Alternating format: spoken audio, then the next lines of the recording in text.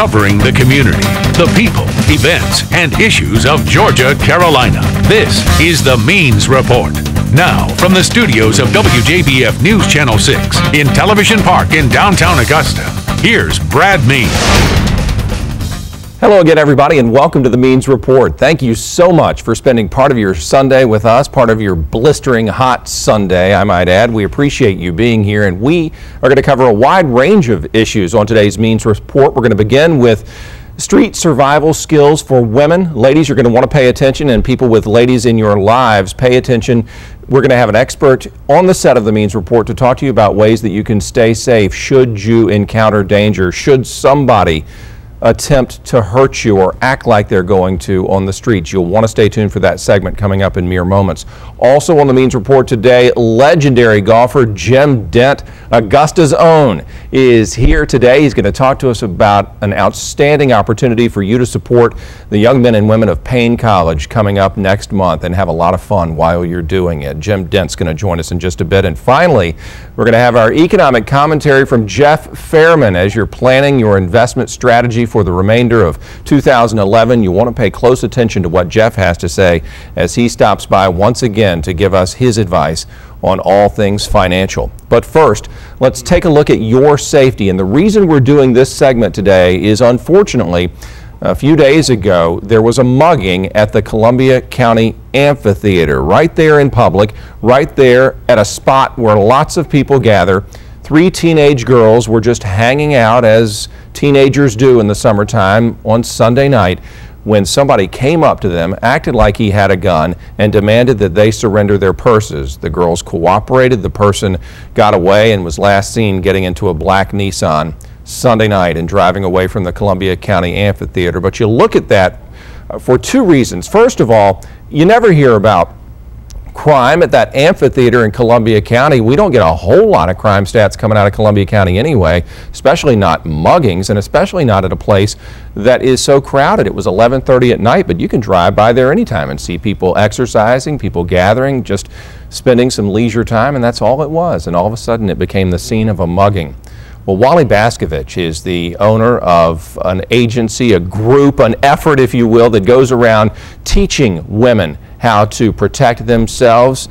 He calls it Street Survival Skills for Women, and you can find out a lot more about it by paying attention to what Wally has to say right now. And Wally, I want to thank you so much for taking the time to be here. As I said, you're welcome. We wish we didn't have to talk about this, but there was a crime committed. Yes. And I want to try to give people, especially women, ideas today on how they can protect themselves. And I think we should start with the fact that you don't necessarily want people to think about fighting, or I'm going to get in some sort of physical altercation with someone. You think you can talk your way out of it. Talk about that. In most situations, and again, every situation is different, okay? Never assume the first thing you want to do is go into a physical confrontation. The best thing is verbal de-escalation skills, trying to talk your way out of it, whether it's domestic violence, whether it's encountered like they did at the amphitheater, or whether it's a attempted rape or whatever. It is better to try to talk. Sometimes, I mean many times, people talk their way out of a situation. And if you can do that, that is by far the best thing to do. But you have to be prepared physically should the talking not work. Yeah, I wanted to point out about Street Survival Skills for Women too, as we get started here, that yours is an effort that can be taken anywhere that people need you. You can teach these survival skills. Yes.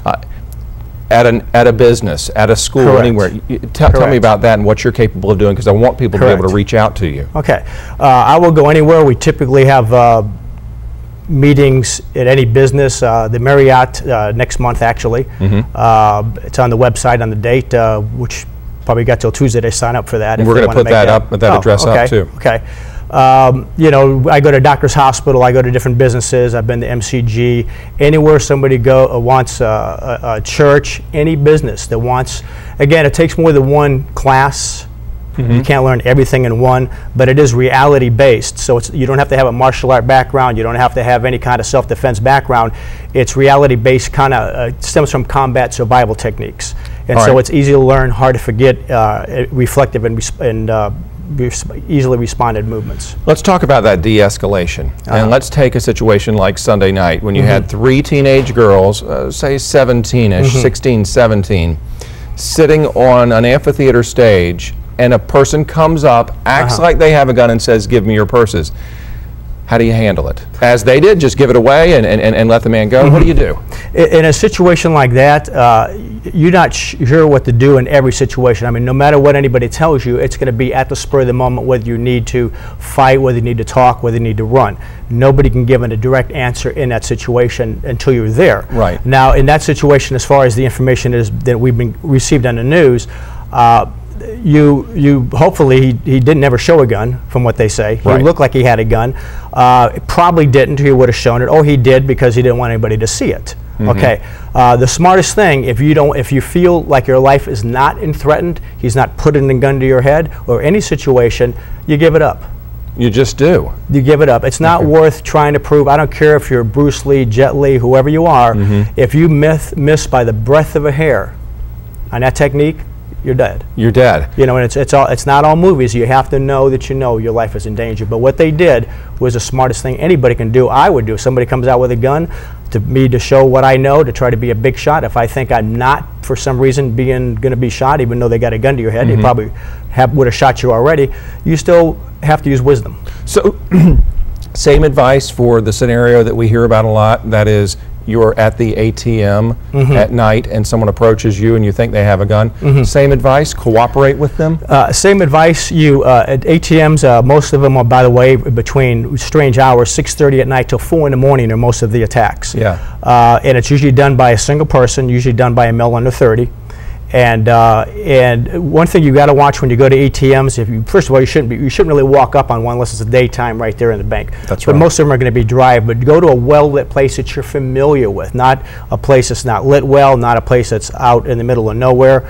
And you have to be ready. Have your card ready. Have your window down. Do not put not for unsafety reasons, but you really should have your car in drive, not in park, even though it might not seem safe. But that way you can take off very fast.